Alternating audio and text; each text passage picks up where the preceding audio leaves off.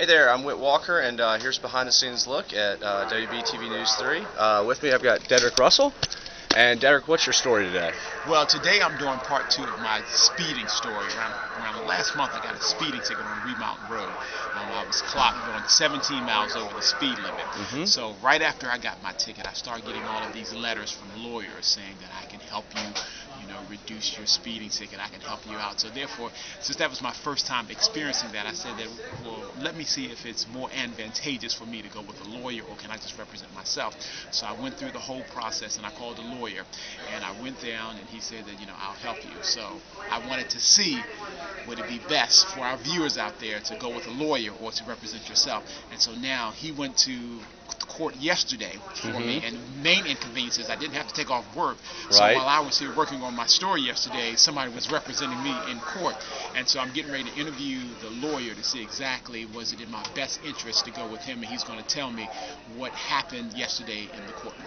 Right, and so you say advantageous, you mean from a price perspective as well as from, I guess, legal perspective? Exactly, and I guess the main thing is that they're saying is that if you go with a lawyer, they can help, not let your insurance go up. So that's the main thing. So even though I may have to pay more in the end, but in the long run it's going to be best for me because my insurance is not going to go up. Right. So that's the spin that the lawyers are putting on this whole thing. Okay. And how'd you come about choosing this guy?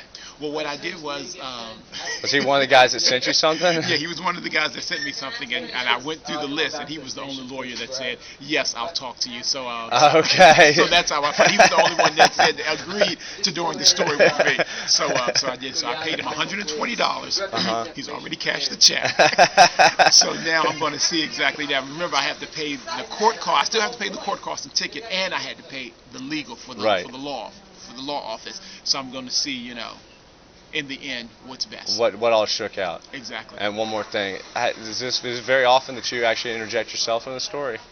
No. No, it's not. But when it happened to me, the first reporters thing, I was curious about how did the law office, how did they get my information, because it came right to my house, and they told me that, that they have either a person or a company that goes down to the court office, and they get everybody that has received a ticket in Mecklenburg County.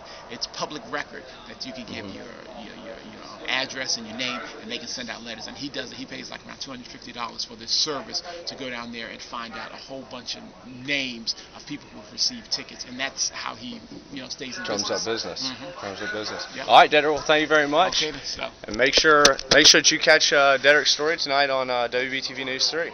That's all we got.